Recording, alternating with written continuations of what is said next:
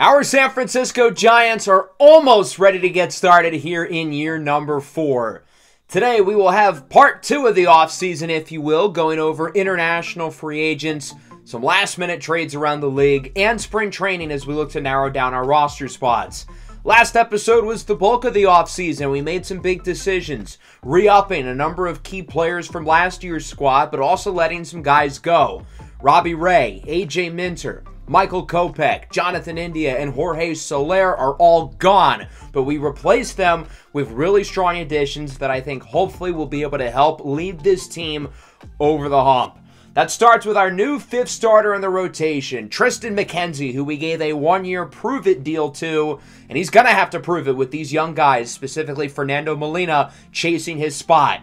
He didn't have a very good season last year and has been inconsistent throughout his career, but I think the talent is there and it's worth the flyer.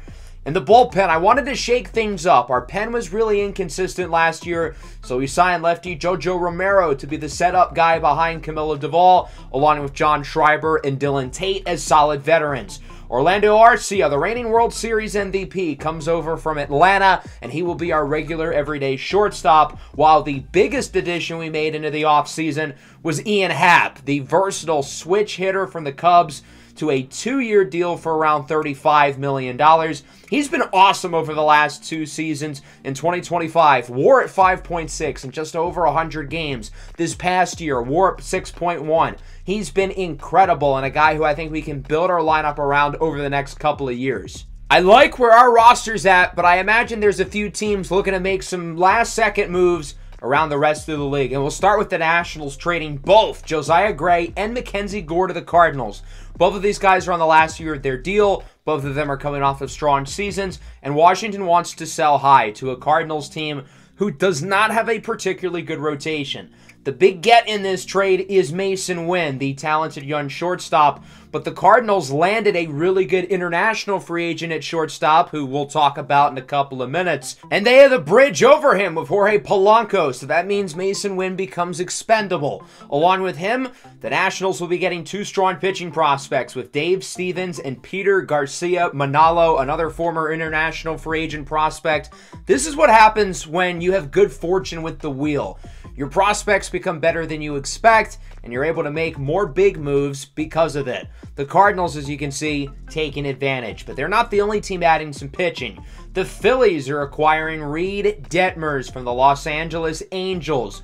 Their pitching rotation needs help, and Detmers is a big get. The talented lefty is a free agent at the end of the year, and the Angels are looking to get something for him because they recognize that he's probably not going to want to re-sign. So what the Phillies are doing here is they are going all in. They've traded a lot of their really good prospects already for Luis Robert or Garrett Crochet. The Crochet deal didn't really work out because he's gone. But they'll be sending multiple good players away, including Ruben Sloan and outfielder Pedro Roca, a high draft pick of theirs who's only 20 years old. But they kind of rushed him to the big leagues. He was god-awful last year with a WAR of -3. And the Phillies feel like a change of scenery might be best. They have some really good prospects, such as Joe Murdoch, the #1 pick, who's obviously kind of untouchable for them. But otherwise, all of their remaining half-decent prospects were pretty much used in this deal with the exception of third baseman Aaron Luke. So their farm system has been depleted. And as we look at this roster, guys like Luis Robert, Bryson Stott, Brandon Marsh, all free agents this year, along with Reed Detmers. So they're going for World Series or bust. If they don't win it all this year, they are in trouble. The Nationals are not done making moves. They're trading C.J. Abrams to the White Sox. It just hasn't really worked out with C.J. Abrams, and the Nationals are kind of tearing it down, trying to start fresh. The White Sox, meanwhile, have a really fun young core, and they want to start winning games, trading away pitching prospect Yairo Iriarte and third baseman Brian Ramos, the younger brother of our very own Elliot Ramos. We'll see if Abrams can get his career back on track with the White Sox. Julio Rodriguez is going to the Reds. Not the Mariners, Julio Rodriguez. It's a different one. But the bigger piece of this deal is Spencer Steer to Minnesota. So this might seem like a weird trade. The Reds are a contender in the National League. Steer's a valuable player for them, but they want to get somebody to replace him who's more reliable. He has not played above 109 games in this series once. He has not been able to stay on the field, and even though he's a talented player, he has some limitations, especially against right-handed pitching, and he hasn't shown that he can stay healthy. So in exchange, they'll be getting the lefty Walmart version of Spencer Steer and Jack Sawinski. The Reds need more righty mashers, while the Twins, who are a contender in the American League, want to take a swing on a better player than Sawinski in Spencer Steer. The Reds are also going to get starting pitching prospect Fred Burke and, of course, Julio Rodriguez, who's basically a throw-in. And last but not least, we've got the big one. Dansby Swanson is going to the Astros for a large package. No diddy. So you're probably thinking, why does Dansby Swanson cost this much? Well, there's a reason for that, and that's because Dansby Swanson is unbelievably good. Over the last 3 seasons, he's finished with a WAR of at least 6. The reason why the Cubs are willing to do this, though, is in free agency, they re-signed Nico Horner, they signed Ha-Seong Kim, and they signed Jazz Chisholm. So they have no spot for Dansby Swanson to play. Why not maximize on his value being this high? The Cubs need pitching, so they're going to get Christian Javier from Houston. And this might seem like a gamble for the Astros, but Javier is coming off a slightly disappointing season. He's on the last year of his deal, and the Astros have good pitchers behind him. They'll survive. Michael Lorenzen has played really well in this series whenever he's not on our team. Robbie Ray, we know he's quite solid. Andrew Heaney, in year 1 of this series, he won the Cy Young. The back end of this rotation is really good. They'll be fine without Christian Javier. They also get out of the Josh Hader contract. This deal has been a disaster for the Astros, and now they're able to get rid of him. The Cubs figure, why not take a shot on him? If it doesn't work out, it's not like he is that long left. And then Elvis Morales is an A potential prospect who's got some upside. It's a lot for Dansby Swanson, but he's been one of, if not the best shortstop really in Major League Baseball over the last 3 years. And a player like that is so valuable. So the Astros are going to have probably the best infield in the league, and the Cubs are now probably going to have the best rotation in the league. And now those two rosters might be the most complete in all of baseball.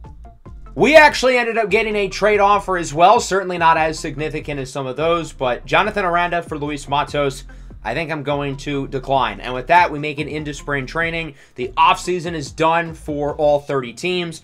But now it's time to talk about international free agents. And of course, as you guys know, these are your subscriber-made players, and how good they are is determined by the wheel. If you'd like to make a player for next year, make sure to join the Discord. Link is in the description. Also in the description, you'll find the spreadsheet for all of the international free agents over the first 3 years, how much their original cost was, how much the wheel spun them for, and ultimately how good they are. So we'll start with the pitchers, and the biggest gem of this entire international class was Marvel McKenzie to the Red Sox. They only had to use 2 international points on him, but he ended up becoming a blue chip prospect. 79 overall with high A potential. The Red Sox hit a grand slam with their signing.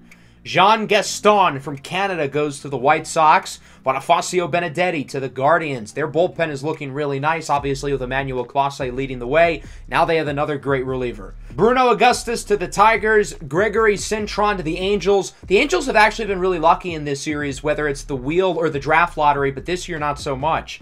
Jerison Fofario to the Phillies. They used up 5 points on a really good pitching prospect because, as we talked about, their rotation needs a lot of work, and he might be able to start right away. Angelo Inquiverde goes to the Cubs. They used 4 points on him. Their rotation is really good, but it's really old, and now they're adding a young prospect to develop. Bruno Meyer ends up with the Milwaukee Brewers, one of the better relievers in this international free agency class. He looks quite solid. Min Jun Kim goes to the Colorado Rockies. They've only drafted pitchers over the last few years, but they figure they might as well take another throw on the dartboard. And now for position players. We'll start with infielders. Lucian Figueroa goes to the Orioles. He's an A potential guy. Couple of catchers in the AL East with Prosper Francis to the Tampa Bay Rays and Killian O'Shaughnessy going to the Toronto Blue Jays, a young, intriguing switch hitter. Kyan Kincaid to the Minnesota Twins. They already used 10 points over their first 2 years, so now they're getting lesser prospects, but they got a lucky wheel spin with Kincaid. Ben Ham, a shortstop, ends up with the Oakland Athletics. He looks quite solid. Carlos Garcia to the Rangers, another team who's used a lot of international points over the last couple of years, but they again got lucky with their spin. Kendall Rocco Reyes goes to the Braves. Atlanta has not gotten lucky at all with their spins over the last couple of years. Third baseman Torin Kluterman goes to the New York Mets, a big-time power bat. Eric DeLander to the Washington Nationals, an infielder who might possibly look to replace the recently traded C.J. Abrams. Isaias Mortorero to the Cincinnati Reds, a talented first baseman. Effing G, another solid first base prospect, goes to the Pittsburgh Pirates. We talked about the Cardinals earlier with shortstop Modu Nilsson, who ended up being a blue-chip level talent, so much so that they felt like they could afford to trade away Mason Wynn. They really believe in this kid, and he's got a chance to be a star. They're not going to rush him, though, of course, having signed Jorge Polanco over the offseason. Jose Ortiz ends up with the Arizona Diamondbacks, and our final infielder is going to the Los Angeles Dodgers, Julian Alvarez. The Dodgers infield is actually pretty bad. Their roster really isn't that deep. They're hoping Alvarez will be able to light a spark and make it to the majors pretty quickly. Park Tae-hyun goes to the Yankees, leading off our group of outfielders. Ibarra Santoloria goes to the Kansas City Royals, a team who has not gotten lucky with wheel spins over the first few seasons. Aurelio Shumash goes to the Houston Astros. He should not be 28 years old. I'll make sure to change that. He should be in his young 20s, not his old 20s.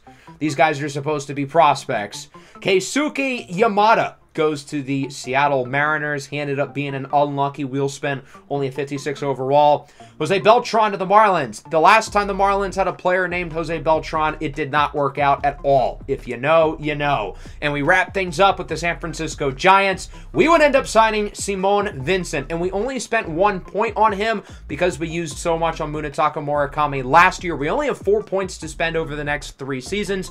We're hoping we can get a good wheel spin, though, and he ends up being a little bit better than the tier 1 player that he is. And as you can see, we got lucky. He ends up being a tier 3 prospect, which means he's going to have B potential and probably be in the 60s in terms of rating. So as you can see, he is a 64 overall. I think he has 83 potential. Good speed, good contact, solid defense. Obviously, outfield isn't really a huge need for us, but I was intrigued by the prospect. And again, we only had to spend 1 point on him because, well, we don't have many points left to begin with after using 4 on Vicente Alegre in year 1. And again, using a whole lot on Munetaka Murakami last year. But we got lucky here with the wheel, and he ends up being a pretty solid prospect. Another interesting developmental piece for us in the outfield. But there's one team we skipped, the San Diego Padres, and that's because they won the Roki Sasaki sweepstakes. I hinted at this in the last episode, but of course, Roki Sasaki is a very talented pitcher currently in Japan. The Padres are using 7 international free agency points, just as we did with Munetaka Murakami. And they're also going to be spending $350 million on him over roughly the next 12 years. But it might be worth it because Roki Sasaki is the best pitching prospect in the world, and he might even be the best pitcher in the world at this point. He's been playing in Japan for a while, made a name for himself in the World Baseball Classic in 2023. Here we are 4 years later, finally makes it over to the States, and it's felt inevitable that the Padres would be the team that eventually signs him. Sasaki has been linked to the Padres for years now. San Diego let a lot of guys go this past offseason, most notably Jazz Chisholm, and they left some open slots in their rotation. Michael Lorenzen's gone. Jose Urquidy's gone. They were comfortable with that because they knew they were going to be the front runners to sign Roki Sasaki, and ultimately they get the deal done. So possibly the best pitching asset in Major League Baseball is now in our division for the next decade. The first chance I get for us to play against Roki Sasaki this upcoming season, I'm definitely going to do it. I want to see him in action with San Diego.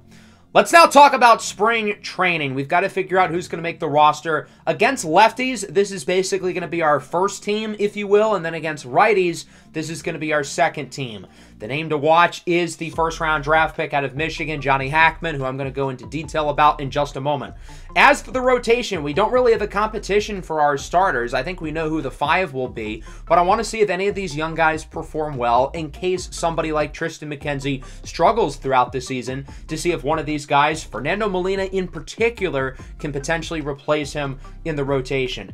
As for the bullpen, again, it's not a major competition, but I want to see who performs well and who I should keep an eye on going into the year. And eventually, we're going to give our starters a few games to get warmed up as well. I want to see Aaron Savale pitch well. He struggled over the last month of the year and in the playoffs. But I'm excited to take a look at Johnny Hackman. We used a high draft pick out of him, of course, coming out of Michigan. And when we drafted him, we knew the ceiling wasn't going to be super high, but this would be a guy who would have a chance to compete to make our opening day roster and make an impact for us right away.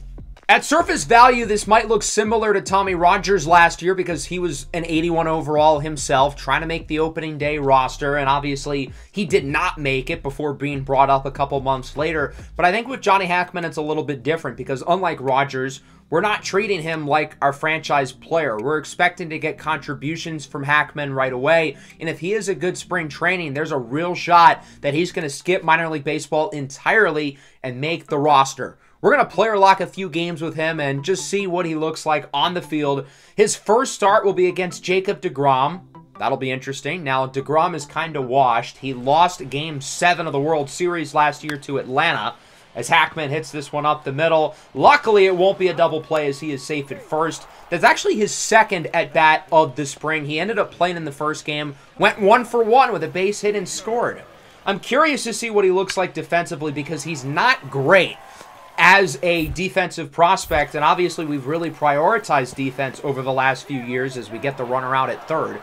But guys like Stone Garrett, Jun-Hoo Lee, to an extent Tommy Rogers are all really good defenders. So the fact that he doesn't have a great glove means he's going to have to really prove himself with the bat as he strikes out on the inside fastball. His third and likely final at bat of the day against Jeffrey Springs. It's a broken bat, pop up to first, and it is caught by Nathaniel Lowe.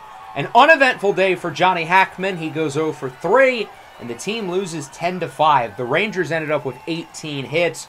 Our pitchers really struggled in this game. Hopefully not a sign of things to come. Sean Jelly was the starter. He got the loss. Didn't perform overly well. Let's go to our next game. The weather is a lot better here in Arizona as we are set to face off against the Los Angeles Angels. Hopefully, Hackman performs a little bit better here at the plate in this next game, as again, he's going to have to perform well offensively if he wants to make the roster. Facing off against former first-round pick Rhett Lauder, who was part of the big 3-team deal last year that sent Mike Trout to the Dodgers and Tyler Glasnow to the Reds, as Hackman flies out to left, and that one is hauled in. Let's take another look at him defensively. I think if he does get reps in the outfield, it'll usually be in left, because, again, we have better athletes and better defensive players on the roster. Makes a nice catch there, and, well, he never really had a chance to throw out the runner. It's interesting that he throws left-handed because he bats righty. I found that kind of fascinating. And his overall offensive skill set is really well-rounded. He hits for good contact. He hits for good power. I'm most impressed by the plate skills as he gets a piece of this one, but it'll be likely caught in center. That one actually made it to the track. He hit that one well. But again, as I was trying to say, plate vision is really good. Plate discipline is really good. He walks a lot, and he doesn't swing and miss too often. Hits this one fairly well into right. This one again near the track, but it is caught. That will advance the runner. So again, Hackman goes 0 for 3, but he hit the ball well in all 3 at-bats. So some promising signs, even though the offensive results were not particularly exciting. We ended up walking it off in the bottom of the 10th with an RBI single for Stone Garrett. So we're now roughly 8 games into the spring, and Johnny Hackman is balling. .333 average, OPS above 1,000 with 2 home runs and 18 at-bats. So even though I haven't done that well, I'm 0 for 6 with him. In this sim, he's 6 for 12, which is a good sign. That's 500. Now we're going to see him against the Padres. No Roki Sasaki, though. It'll be Jacob Junis. We're already down 2-0, but we've also got 2 runners on. Grounder to short, going to be a tough play, and the Padres only get 1. Good hustle by Hackman, who's pretty fast. He's no Tommy Rogers, but he can move. 3-1, runner on first. Hackman rips it into the gap, and that one is fair. Rounding first, heads to second pretty easily. That should score the runner, and he is safe. It's an RBI double for Johnny Hackman. And the Giants make it a 1-run game. It's now 3-2. Let's take another look at him in the outfield against Brandon Lau, as this one is hit high and deep near the warning track. Hackman tracks after it, makes the play. Runner looks for third. Hackman with the throw. It is in time!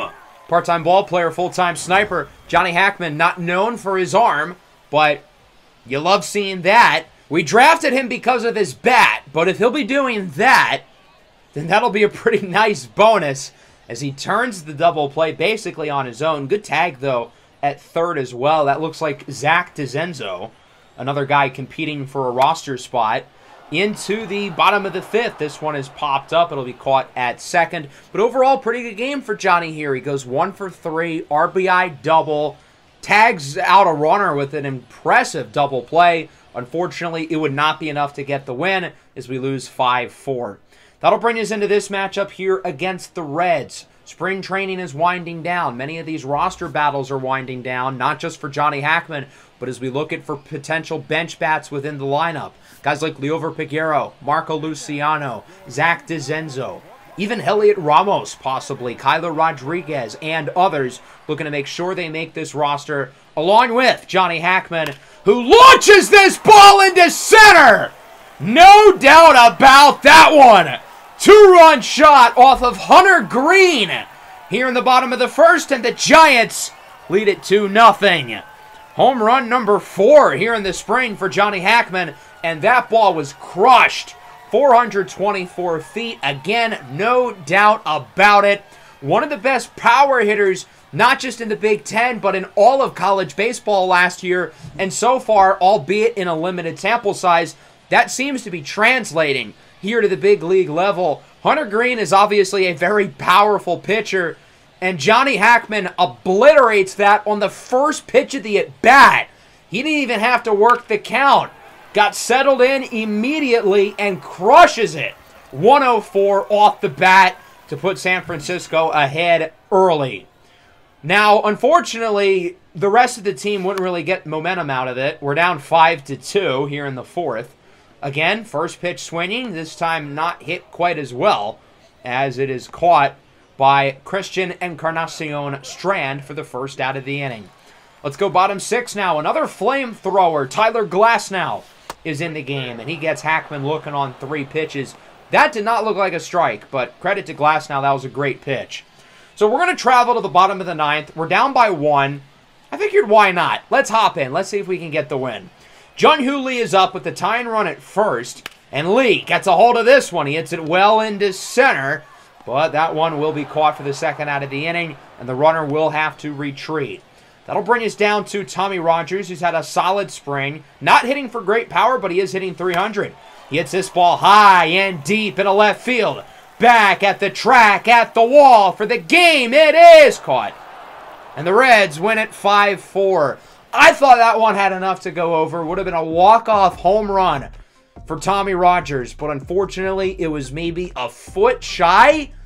Not even. I don't know. And that ends up being the difference in this game, with the Reds winning it despite a good performance from Johnny Hackman once again. He goes 1 for 3 with a 2-run blast in the bottom of the first. So we have now simulated to the final game of the spring. I figured I'd do one more here with Johnny Hackman to see if he can give off a good last impression and try to make this roster. Hackman's average is now climbed up to the mid-260s, which I think is a pretty solid spot. He's still at 4 home runs, but I've been most impressed by his power. He's hitting for a lot of extra bases, and hopefully that trend continues as he looks to set a good final impression, as does a lot of the other young guys playing in this game, and they look to potentially make the opening 26-man roster. Hackman's a little bit better against lefties, but he hasn't faced off against many here in the spring, as he check swings at a horrible pitch from Thomas White. That was not a good first at bat. Second time up, pops this one up into the shallow infield, and it looks like that one will be caught by the shortstop. So not a particularly good start for Hackman, who likely only has one more at bat the rest of the way. We'll see if this one can be a little bit better than the last 2, as he faces off against Sam Benson here in this 7th. Hackman hits this one well into left, and that one's going to drop into the gap. Rounding first, heads to second. He is safe with another double. Johnny Hackman continuing to hit for extra bases, And the Giants have a leadoff runner in scoring position. He hit that ball well, almost 110 off the bat. He hits the ball hard. I've been really impressed by his exit velo throughout the spring. He hasn't hit it hard consistently, but when he does, he really launches it. And he's actually going to get another at-bat here in the 8th. So he ended up scoring. Orlando Arcia drove him in. 2-4, 2 away. Sends it into right for another hit. Run will look to score, and he is safe. It's 5-2. An RBI single for Johnny Hackman, who finishes his spring with back-to-back hits. And this time he drives in a run. He didn't hit that ball super hard, but that pitch was really inside. Not an easy pitch to hit, so I give him a ton of credit for being able to square it up and still hitting it fairly well into right. Liover Peguero would hit a 3-run triple following that, basically ending the game, as we would end up beating Oakland 9-3, finishing our spring above 500 with a record of 16-14, finished off by a great outing on the mound from Triston McKenzie. So let's take a look at these spring stats as we try to dissect who ends up making the roster. We had a lot of guys hit the ball well. I don't know how I'm going to choose who ultimately makes the final roster because we had a lot of guys really perform well. Stone Garrett led the team in OPS, but in terms of guys on the roster bubble, Heliot Ramos likely cemented his spot. Brennan Davis had a good spring. Obviously, we've talked about Johnny Hackman. I liked what I saw from him across the board. He looks like a major league player. Zach DeZenzo, who we played a lot down the stretch last year, he performed well. Kyler Rodriguez performed well. In terms of guys who struggled, Luis Toribio wasn't great. Marco Luciano was pretty mediocre. J.P. Crawford and Blake Sable were back there, but obviously they will both make the team. In terms of pitching, our notable performers included Triston McKenzie. I thought our bullpen, for the most part, played really well. A lot of our young arms struggled, though. Aaron Savale also was fairly mediocre. I was hoping for more out of Fernando Molina. He really wasn't too good. And then Kyle Harrison was a disaster. So hopefully that is not a sign of things to come. So going into the next episode, we're going to narrow this list down from 40 to 26. Who do you guys think should make the final roster, including Johnny Hackman? Has he done enough to make the big league team, considering how many other good players, especially in the outfield, are vying for spots? The cool thing about our opener is we actually get the foreign series to start the year. We'll be playing against Arizona for those 2 games. And here in Season 4, I plan on moving pretty fast. I'm thinking around a month per episode. So we're going to get the regular season hopefully through within around 6 or 7 episodes. And hopefully after that, we'll have a playoff run. But we'll have to see how the season goes. Hope everyone enjoyed. Make sure to leave a like and subscribe to the channel if you are new. Peace out.